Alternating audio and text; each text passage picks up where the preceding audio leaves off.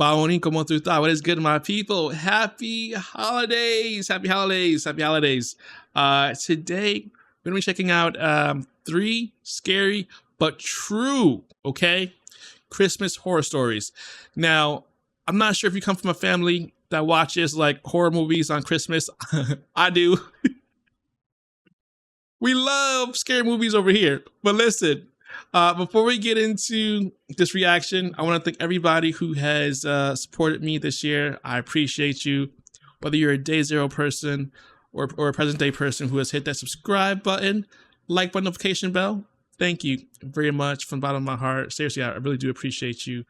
And without further ado, let's get into this video, my people. Dale.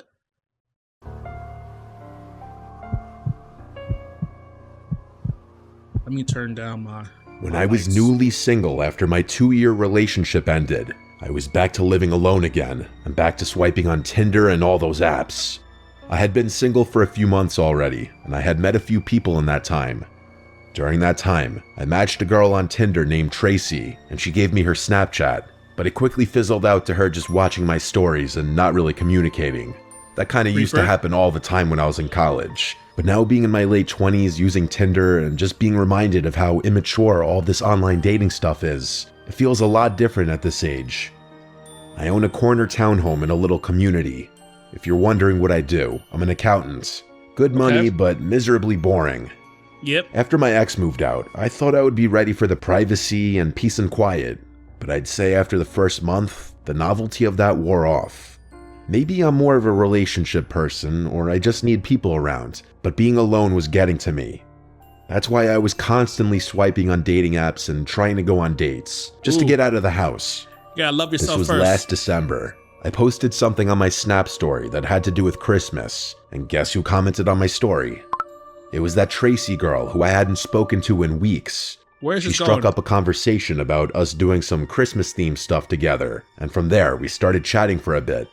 I suggested the most festive things I could think of, ice skating, going to the village, and looking at the decorations, but she suggested we decorate my Christmas tree. Firstly, I did have a fake tree, but it was up in the attic, so I told her I didn't have it up yet because it's kind of a 2-person job getting it out of the attic. Why would you invite her to your house? She said she'd gladly come over and help, so I figured why not. Oh no! I told her to come over around 9 that night. It was already dark at that point when we made the plan. It was likely like 7:30 because I remember hurriedly grabbing my keys and rushing to drive to the liquor store to buy a couple bottles of wine. Oh Lord. When I got back to the house, I vacuumed and swept the floors. Ever since my breakup, the things my girlfriend would do to clean the place were left to me, and I realized how quickly a place can get dirty. As it should be. 9 p.m. rolled around, and I was low-key sitting upright on the couch with the TV on, pretending like I was just chilling in the living room watching a movie already.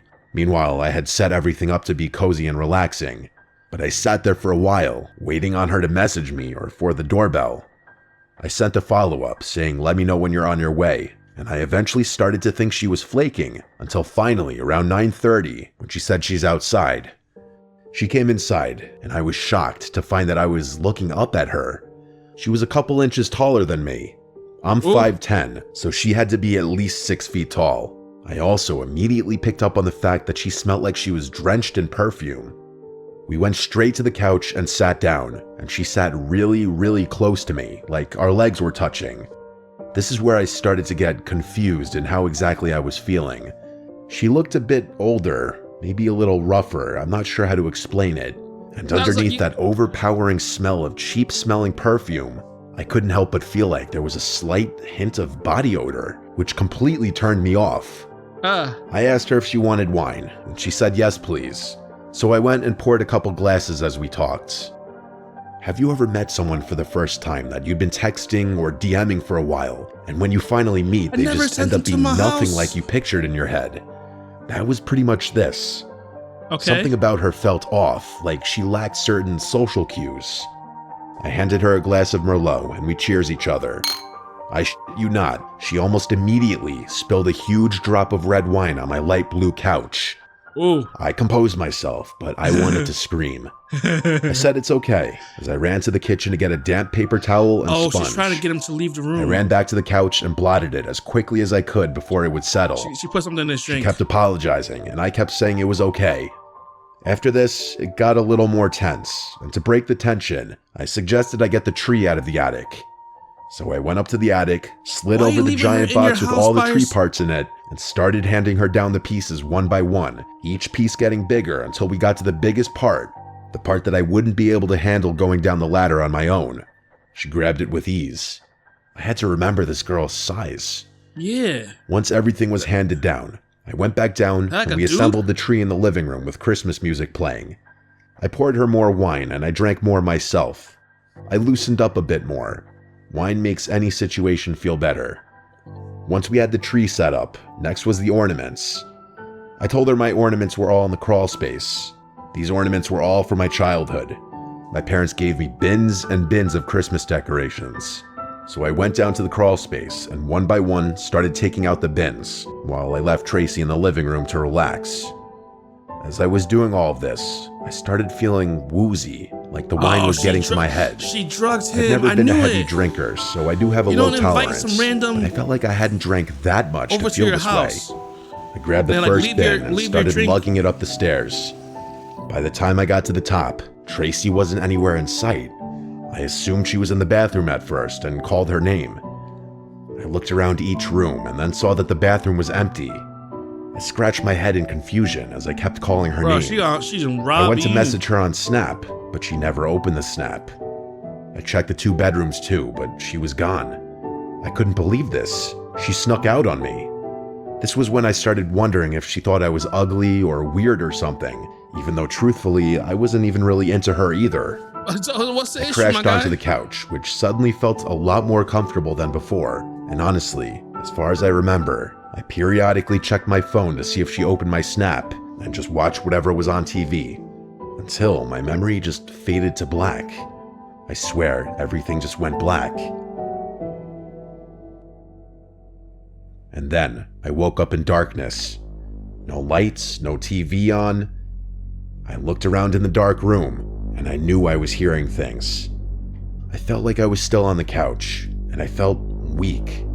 My limbs were hard to move, but I managed to find my phone Oh my right God. under me within Yo, seconds, and I checked the time. She Cardi The beat second him. the phone screen lit up, Allegedly. I saw it. Even though the light was facing toward me, that glow from my phone screen with the brightness all the way up revealed the outline of a tall person's silhouette standing Bro, in front you of me. just- For some reason, I didn't scream. I just put the phone down, bringing the room back to darkness. I finally opened my mouth to say, "Tracy," hoping it was her, but still not in that moment remembering what had happened earlier. Oh my God. Whoever was standing there didn't answer me. I eventually picked my phone back up and turned on the flashlight, and I saw that it was in fact Tracy standing in front of me. She wasn't moving. She was just looking down at me. I felt locked to the couch. I don't know if it was because of pure fear or the effects of whatever she had obviously laced me with. Yeah. I genuinely was having a hard time moving my limbs. That's I why you felt don't invite weak and people to your helpless. house, man. All I could manage to say was Tracy a couple more times. She turned towards the stairs, and again, I swear, she sprinted toward them, and all I heard were the disturbingly loud stomps of her running down the stairs. I heard something slam from downstairs. Looking back, I'd imagine it was the front door. Everything looked and sounded so wonky in those minutes after I woke up. He gave you Each passing something. minute, I felt more and more clear-headed, and moving became easier. I checked Snapchat to see that her account was gone, aka she blocked me. I looked out the front window and saw no cars outside besides my own and the neighbors. And then I realized I never saw the vehicle that she arrived in, or if she even arrived in one. I checked my entire home from top to bottom, checking for anything that could have been stolen. Wait. The only items I found missing seemed kind of bizarre at first, but honestly made so much sense soon after. Every last bottle of pills from my house was gone. All my vitamins and supplements, my bottles of Adderall, and even the bottle of Oxy that I had prescribed but never fully used after a surgery. Those were in the drawer next to my bed. I noticed a bottle of vodka was taken from my mini fridge in my room too. But other than that, I didn't see anything else that could have been stolen. That's wild. Still, I called the police right then and reported the robbery. I gave the Snapchat username and explained that I never got her number or knew anything really about her identity minus the name that she gave me, which was Tracy Gibson. The police knocked on my neighbor's door since all of our homes are attached, even though it was like 1 a.m. With me standing next to them, They questioned if he'd seen or heard anything strange, to which he said no, he'd been asleep. After about 20 minutes, the police left. I made sure all of my keys were still in place so as to make sure she couldn't get back in. But other than that, this Tracy person disappeared without a trace. I knew her behavior was quirky and wonky from the first few minutes of meeting her, and it makes so much sense now. I won't even call it a theory because I just know this is the truth. I think that girl, or woman I should say, was older than she claimed, and she was potentially homeless with a serious drug addiction.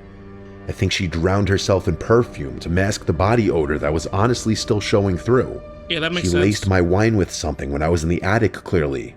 Yep. I don't know exactly how long I was out, but it was enough for her to scour my entire home for any and all drugs and supplements. At least she didn't like take your kidneys. I still remember how disturbing of an image it was, seeing her tall silhouette standing in front of me while I was just waking up on the couch. Honestly, after this, I didn't even decorate the tree that year. Listen, that right there is a prime example as to why you don't be out here inviting people who you don't know, strangers, to your house. Like, I get that, you know, we be calling Ubers and stuff like that, get in the cars with strange people. Like, I get all that, but like, this is different. Like, you're inviting well, maybe it's not that different, but you're inviting some random person who you don't even know is actually who they say. Like, you could get catfish, and like, luckily she just stole his drugs, but like, he could have woken up in his bathtub missing a kidney. You know what I mean? Like, this literally could have gone so much worse, and just because like you think it's your guy, that it doesn't happen. No. Use your brain. Use your brain, my people. Use your brain. Don't allow one, in his case, like, he was allowing his loneliness to like get the better of him. But like, one, you gotta be comfortable with being with yourself before you're able to be with anybody else. So if you're not comfortable being in your own silence and, you know, looking at yourself in the mirror, no, the person that's sitting across from you will probably won't be feeling you because you're not feeling yourself. That's number one. Number two, desperation got to him where he listen. No. Like, no. No.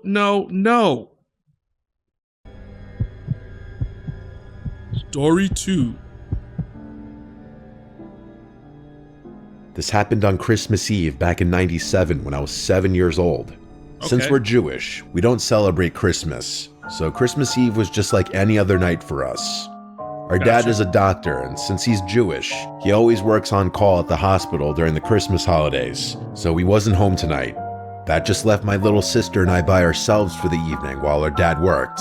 Technically, our mom was home, but to be blunt, she was an alcoholic. I was about to say, you're Back 7 then, and you're in the house being by a yourself. 7-year-old, I had no idea what alcoholism was. All I knew was that my mom was always passed out once it got dark and near impossible to wake up. Sorry if it sounds harsh or TMI, but it's relevant to my story. It is what it is. My sister and I were downstairs watching TV when we heard a knock at the door. Being the oldest, I went to see who it was. Our door had glass panes built into it, which made it easy to see who was on the other side. There was a man standing outside in a Santa suit holding a bag, and when he saw me, he smiled and waved at me to come to the door. I went near the door but did not open it, and I thought it was odd that someone dressed like Santa would come to our house out of anyone's house in the neighborhood. He said, "Hey kid, it's me, Santa. Let me in, I'll give you your presents." I remember point blank telling him that Santa isn't real, and that if he was, he doesn't give Jews presents anyway. That's when he said, "Of course I'm real." In the past, I only used to visit Christian homes, but lately, I felt bad that Jewish kids never get any presents. So this year, I changed the rules so that you can get presents too. But I didn't buy it, and instead, I remember getting mad at him, arguing that Jews get presents. We just get them during Hanukkah and not on Christmas. The smile fell from his face, and all his jolly charm disappeared as he began demanding I open the door. No. I told my sister to dial 911, and the guy seemed to run away. We did call the cops. However, unfortunately, the operator didn't understand what we were saying. Looking back, I think she may have thought we were just little kids excited that Santa Claus was coming to our house. Regardless, she didn't take us seriously and instead She just used to told get us that fired. this number was to be used for emergencies only before disconnecting the call. Oh my goodness. My sister and I now got really scared because we didn't know who else to call. Since we were only 4 and 7, the only numbers we knew how to dial were our home number and 911. And since this is the 90s, my dad didn't have a cell phone yet, and I had no idea what the hospital number should was have to a reach pager, him there. And with our mom impossible for us to wake up, we were essentially on our own. We hoped the man wouldn't come back, but a few minutes later, he was knocking on the door again. He said he knew the cops weren't coming and to go ahead and let him in or we'd be in big trouble. My sister started crying and ran upstairs trying to wake my mom. Not knowing what else to do, I did the one thing that made sense to my 7-year-old brain. I grabbed a bunch of candles we keep for our menorah and lit them all, then ran below where the smoke detector was. I blew out all the candles quickly before tossing them all up to the smoke detector. Oh, so get the fire Thankfully, they department to gave come. off enough smoke to set off the smoke alarm. As an adult, I realized how stupid this was, and fortunately, I did not accidentally set the house on fire. But at that time, all I knew was that the smoke alarm would instantly call 911 for me and send help to our home. There was a fire department not even 2 minutes from our house, so they got here pretty fast. My sister came downstairs, scared of the fire alarm, but I told her there was no fire and to not go outside, but instead wait inside with me. To my amazement, the guy still did not leave. Instead, the bastard ran to the firefighters, presumably telling them that he was glad they showed up. I remember that he claimed he was my dad, and that he dressed up like Santa Claus for Christmas Eve to surprise us. Oh no. He explained that his suit didn't have any pockets to hold his keys, and that with the door locked, he couldn't get the door open to save us from the fire, so he begged the firefighters to break down the door. And surprisingly, the firefighters seemed to believe him. Oh my god. They were actually getting ready to break down the door and told us to stand back, but we started crying, shouting at them that he's not our dad, that our dad is working at the hospital, and that we have no idea who this guy was, Yo, and that we don't even celebrate listen Christmas. to these kids, The man. firefighter who was about to break down the door thankfully stopped and listened to us. He asked, "You don't celebrate Christmas?" I told him no because we're Jewish, and showed him my kippah on my head as well as our menorah. I then broke down crying, explaining how I set off the smoke alarm to try and get help because the police wouldn't believe us, and to please not let the guy in. The firefighter thankfully believed me, and then asked the guy why Santa would show up to a Jewish home. I don't remember exactly what the guy said, but the firefighters clearly didn't believe him. 2 of them wrestled the guy to the ground while the other called the police to come by. They also asked what hospital my dad worked at so they could let him know what was going on. The police arrived and arrested the guy, while another officer stayed with us until my dad came home and explained the situation to him. Smart My kid, dad man. was furious with our mom for being wasted and essentially sleeping through the whole thing, but mostly he was grateful that we were okay. As far as Christmases go, I was glad to have our usual boring and quiet Christmas the following year. To this day, I think being Jewish saved my sister and I's lives, because had we opened that door to let Santa in, there's a good chance that would have been our final Christmas. Ooh.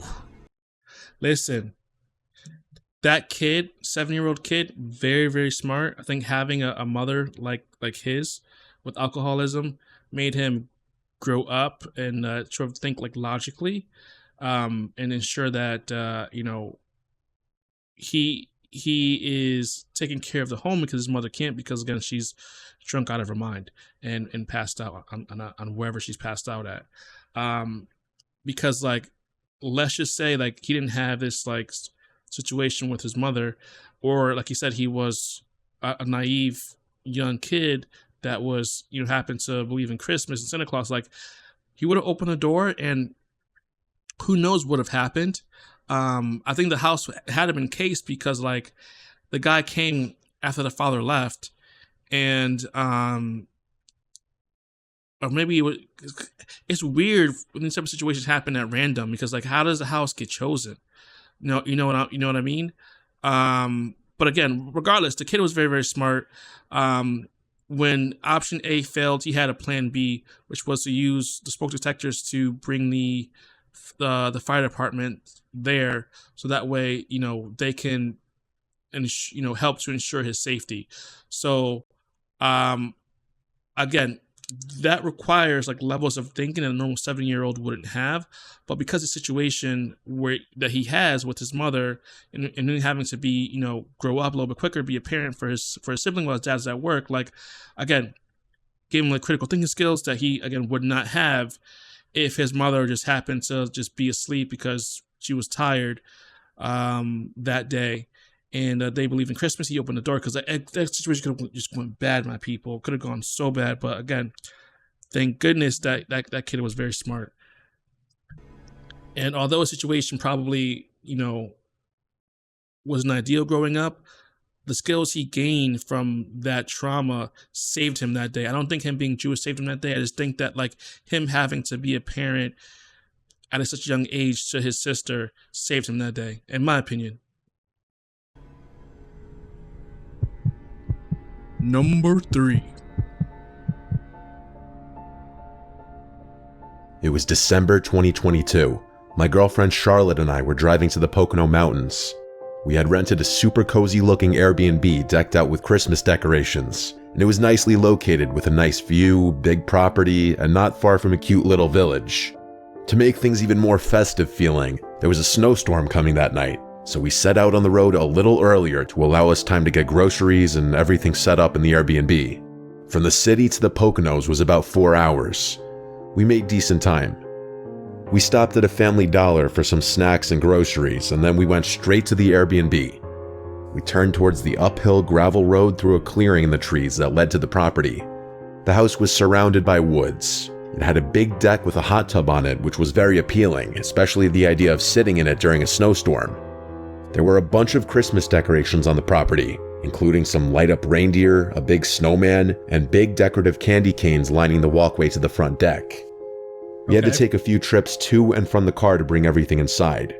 First impression, the place had a very comfy feeling as we expected from the pictures. It had a Christmas tree in one corner, stockings hung on the walls, and a bunch of smaller decorations scattered about. It had that very welcoming smell of wood that you'd expect in a country log cabin, though it was more so just a regular house. Then I realized why. There was a stack of logs next to a big fireplace in the living room. Where is this one going? There were 3 bedrooms, though of course we only needed 1. We put our luggage and such in a second bedroom. I did the usual stuff like inspect the fridge, turn on the TV to see if there's cable or Netflix, and look out all the windows. There was an upstairs, but it was more of a loft with a pool table and a couple of couches. Then there was a basement. For the hell of it, I went down to check out the basement. It was fairly big relative to the size of the house. It felt disconnected from the Airbnb though. It wasn't furnished for hanging out in. It was dark and cold and felt more like a space to do laundry and a workspace. Oh Lord. Then there was a knock at the front door. I hurried up to answer it, and there was a guy who looked to be in his late 40s. He was wearing gray sweatpants and a ripped up yellowish brown jacket. He smiled at me and said, "How are you folks doing?" I replied good and asked him if he was the Airbnb host. He replied he runs the place with his brother. I asked for his name, and he said Tom. Tom said he lives just up the road next door if my girl and I need anything. I thanked him, and then he walked away. I found it interesting that he knew I was with my girlfriend. Charlotte didn't come to the door, but maybe his brother told him about us. I did have a conversation with Mike, the host, about it being my girlfriend and I wanting to do something festive. It was pitch black out and it was snowing. We cranked up the heat in the house and started preparing the dinner we bought, which was chicken thighs, broccoli, potatoes, and cornbread. It was pretty grab bag. We ate on the couch with the Christmas tree lights on in the corner, giving the room a nice comfy glow as we watched the Polar Express. It was the only good Christmas movie on any of the streaming platforms. If you can't tell, we really love Christmas. After the movie, and when we felt we had digested enough, we went outside to the deck to hop in the hot tub. I turned on all the decorations and Christmas lights in the front yard, and as we sat in the hot tub watching the snowfall, it felt like bliss, until the bubbles on the hot tub stopped, and it went silent. We heard unmistakable footsteps from somewhere on the property. Oh, no. Charlotte and I looked at one another. I asked her if I should shout who's there, but she said no. The footsteps moved further and further until they were no longer audible. I told Charlotte it was probably a deer, but deep down, I knew those were the footsteps of a person. Yeah, listen to your gut. After the hot tub, we went to take a shower before bed. The hot water in the shower didn't last for more than maybe 2 minutes, though. Something was wrong. When the water turned ice cold, we screamed and jumped out of the shower. I messaged Mike, the host, about it. He responded within half an hour saying that's odd and that he'll have a guy come and look at the hot water heater tomorrow. Oh. We went to sleep after our half shower. In the middle of the night, though, we awoke to very aggressive bangs on the front door of the house. Ooh, I jumped. Charlotte was shaking me, terrified. I said I'm going to check who it is, but she demanded I stay in the bed and don't make a sound. Honestly, I was glad she said that. No part of me wanted to know who was at the door in the middle of the night. Yeah, no. I think there were 3 sets of really loud and angry-sounding bangs before they stopped. Like the ghost ain't gonna be. No. We sat upright for a few minutes in silence, whispering to each other. I went over to lock the bedroom door for added security, I guess. Oh my god. Minutes dragged along, but ultimately, after about half an hour of sitting wide awake, we eventually drifted back off to sleep. No! First thing in the morning, I messaged Mike again about the knocks at the door. He answered more quickly this time, seeming pretty confused like us.